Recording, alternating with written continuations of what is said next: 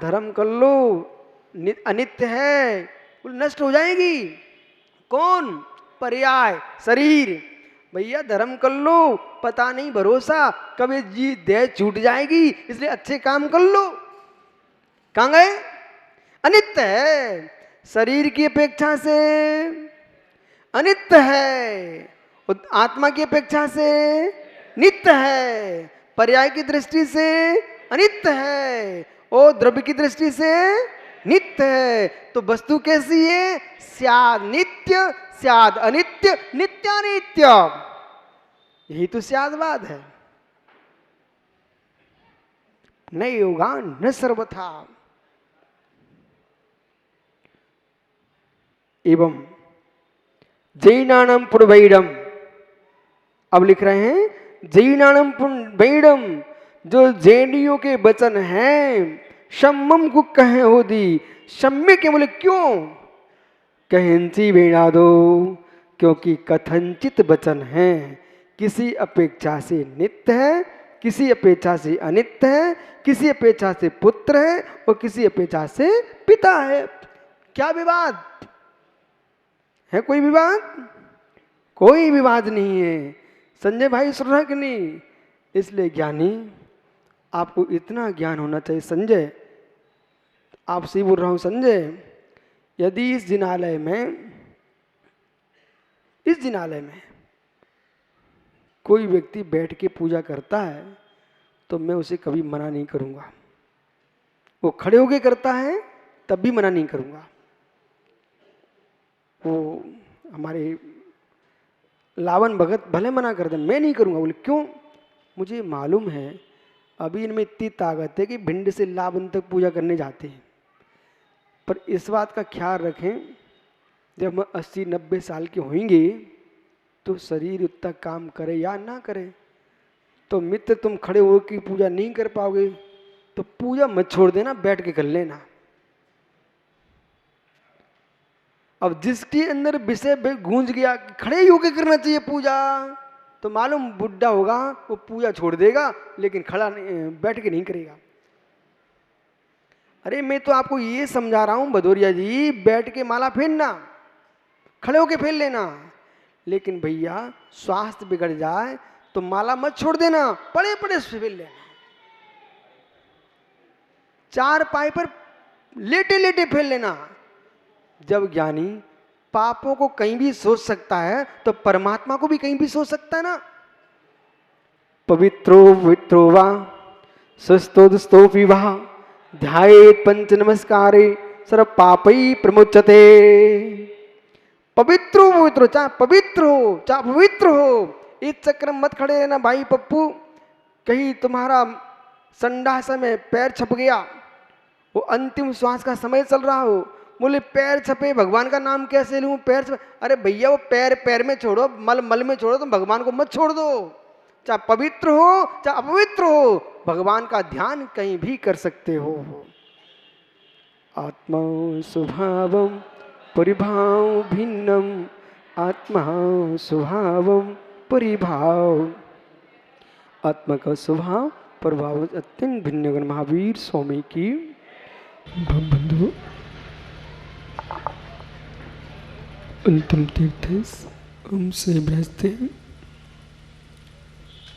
तीर्थंकर जनिंद की पीयूष देशना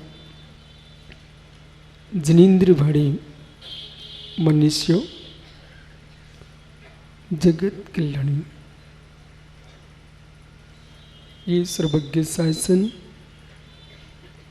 नमोस्तु शासन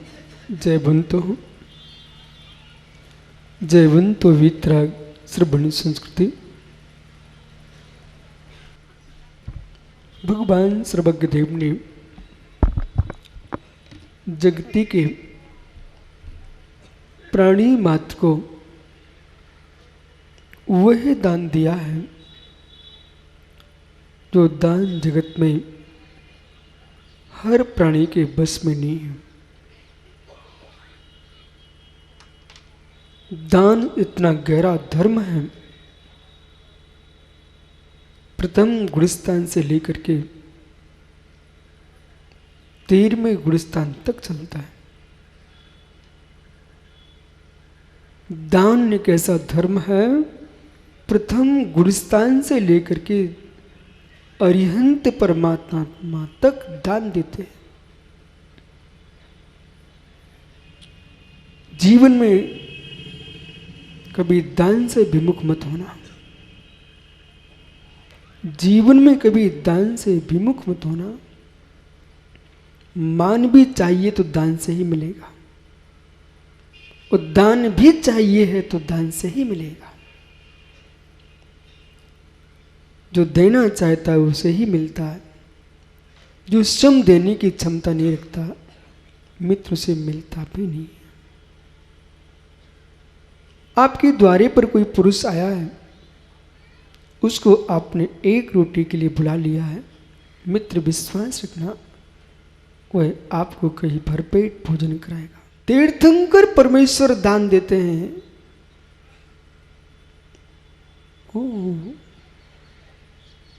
वो दान न देते होते तो आज अपन यहां कोई भी नहीं होते। उन्हीं के दान की महिमा है। श्रावकों, यदि ऋषभ देव के हाथ पर राजा श्रेयांश ने ग्रास रखा दान का, तो ऋषभ देव ने मित्र कैवल्य को प्राप्त करके संपूर्ण विश्व को भगवत वाणी प्रदान की है। एक यानी क्षयिक दान है। आपने मुनिराज के हाथ पर ग्रास रखा, उन्होंने आपके ग्रास का सम्यक प्रयोग किया और आगम ग्रंथों का अभ्यास करके, और मित्र गाय को तुम घास दे सकते हो, गाय को घास दे सकते हो। आपके पास गाय को घास देने की क्षमता है, घास बनाने की क्षमता नहीं है। अरे मानव, तूने किया भी तो क्या किया? प्रकृति की घास को निकाल करके गाय को परोस दिया है। अहंकार अपना दिखाता है, मैंने गाय को घास खिलाई है, पर तेरी छाती पर थोड़ी उगी है।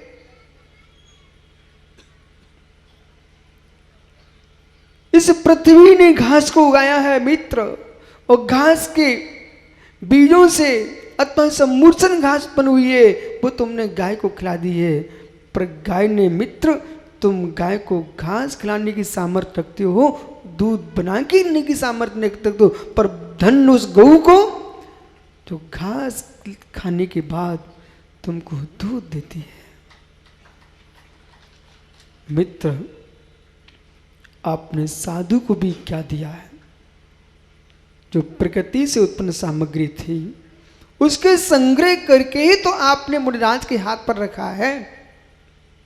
धन्य उन योगेश्वरों को जो आपके ग्रास को लेकर के गाय तो दूध निकालती है और योगेश्वर जिनवाणी निकालते हैं, वो आपको प्रदान करते हैं। ये तुम्हारे ज्ञानी दाता का अहो भाग्य और पात्र की अहो योग्यता, जिसने आपके मात्र ग्रास को लेकर के भगवत जिनेन्द्र के सूत प्रदान किए हैं। धन्य धन्य वे दाता, धन्य धन्य वे दाता, जो मुनि के हाथ पर ग्रास रख करके सारे विश्व के कल्याणदायिनी भगवती जिनवाणी का ज्ञानियों प्रसार करा रहे हैं। मित्र, विश्वास रखना, जब श्रावक भदौरिया जी, जब श्रावक साधु के हाथ पर एक रोटी का टुकड़ा रखता है, जब श्रावक साधु के हाथ पर एक रोटी का टुकड़ा रखता है, एक ग्रास, मां बनके, पिता नहीं मां बनके, पिता नहीं मां बनके, पिता का भी दुलार होता है बेटे पर मां का विशेष स्थान है। मां बनके मित्र कहूं, रूप सिंह भैया, कमाते बेटे को जब तुम भोजन कराते हो, उसका पेट भरता है, पर आपका संतुष्टि का पेट भरता है। मां भोजन परोसते समय मां को आनंद नहीं आए तो तुम भोजन परोस नहीं सकते।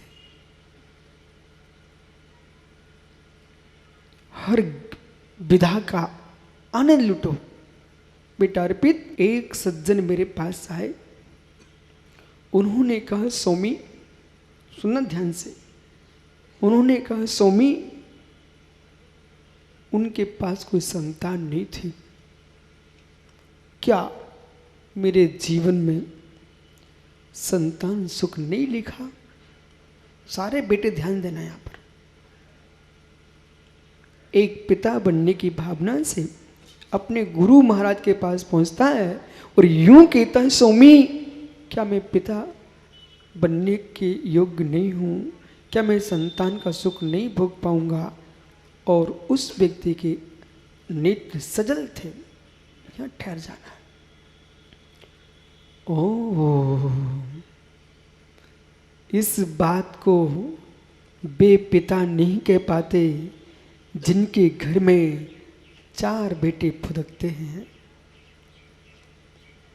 अर्पित, जब जब पिता डांटे तो कहना पिताजी आपको उस पीड़ा का वेदन नहीं है। आज आपको मेरी उपस्थिति का वेदन नहीं है पिताजी। उन लोगों से मिलो, हम जैसे लालों के लिए तरस रही उनकी आंखें। तुम इसकी कीमत नहीं समझ रहे हो। एक पिता को अपने बेटे की, एक गुरु को अपने शिष्य की उतनी कीमत आना चाहिए। हे मित्र, जो पिता तड़प रहा था, जो व्यक्ति तड़प रहा था पिता बनने के लिए और यूं कह रहा था स्वामी क्या मेरे जीवन में संतान सुख नहीं लिखा?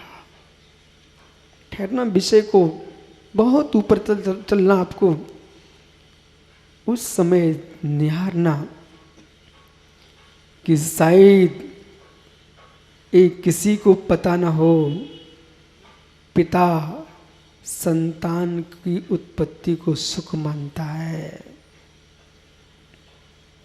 पिता संतान की उत्पत्ति को सुख मानता है और गरीब धन की उत्पत्ति को सुख मानता है। यानी समझिए, पिता संतान की उत्पत्ति को सुख मानता है। अहो बेटो, विजय पुत्र, बालक, तेरे पिता ने तुझे इसलिए जन्म नहीं दिया कि तू लाठी लेके भगा देना उसको। उसने जन्म इसलिए दिया है। वो मुस्कुरा के कहता है मेरे पास बेटा भी है, बेटी भी है और भतीजा भी है। इतना शब्द बड़ी गंभीरता में बोलता है। तो लोग, भैया आप ही तो बोलते महाराज जी ये बेटा है। ये शब्द कह रहा है पिता संतान के संयोग को सुख कह रहा है। स्वीकार कर लो, पिता संतान के संयोग को सुख कहना, यानी स्वीकार करो। और जिनके कभी संतान ने जन्म नहीं लिया उन लोगों से पूछो, वे खोजते हैं कभी मैं भी अपने बेटे को डांटूंगा क्या, मैं भी अपने बेटे को दूध पिलाऊंगा क्या, मैं भी कभी कह पाऊंगा बच्चों को स्कूल भेजने जा रहा हूं। ठहर जाना। हे मां, संतान का भी सुख होता है। संतान का सुख न होता एक टिटही पक्षी ग्रीष्म की तपन में खुले मैदान में अंडा रखता है। एक टिटही पक्षी खुले छत पर, खुले खेत में, खुले मैदान में, धूप में अंडा रखता है। राकेश पंडित जी, टिटही पक्षी कोई घोंसले में अंडा नहीं रखता, खुले मैदान में, धूप में अंडा रखता है। और बेचारा दिन रात वहीं घूमता है, दिन रात वहीं घूमता है। अभी इसी वर्ष भोपाल में एक जिनालय में संघ का मुकाम हुआ। बहुत विशाल छत थी। उस छत के ऊपर टटही पक्षी के 3 अंडे रखे हुए थे और नियोग ऐसा बना कि श्रावक पाटा लगा के चले गए। उस पाटा पर मुझे विश्राम करना था। सामायिक के समय वो पक्षी वहां बैठा था। मैंने सोचा इतना निडर निर्भीक उड़ भी नहीं रहा है। दृष्टि डाली, वो घूम घूम करके उसी स्थान पे आके बैठ रहा था, क्योंकि अवश्य कुछ रहस्य होना चाहिए। जब देखा उसके 3 अंडे रखे हुए थे। पप्पू, ये विवेक का ध्यान रखना जीवन में। घर में सांप निकले हल्ला मत करना। तुम दयालु हो, पर आपकी आवाज सुनने वाले दयालु नहीं है। सांप निकल जाएगा शांति से। आपने हल्ला कर दिया, पता नहीं कौन अभागा बांस मार दे।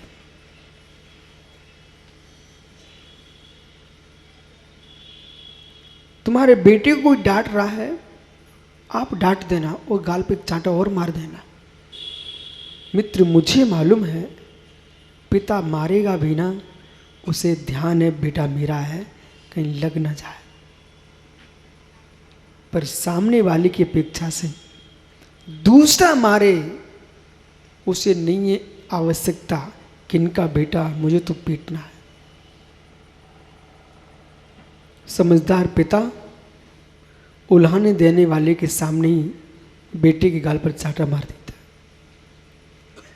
समझदार गुरु भी अपने शिष्य को वहीं डांट देता है, बेटा मेरी डांट से तुम रोलोगे पर चुप हो जाओगे, परंतु लोग तुमको सुनाने आएगा, तुम सोच के सूख जाओगे।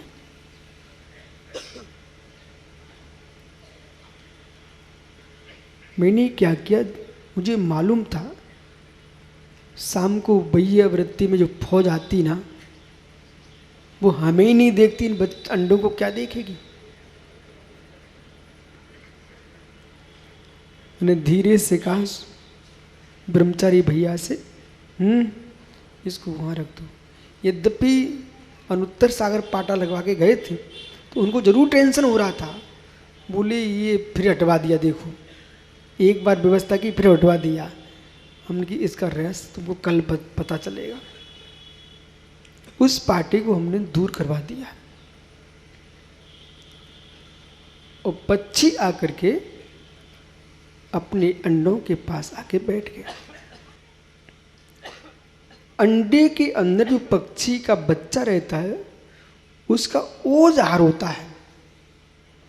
जब तक मादा पक्षी अंडे पर नहीं बैठेगा, उसके शरीर की गर्मी अंडे में नहीं जाएगी, तब तक चूजे बड़े नहीं होंगे।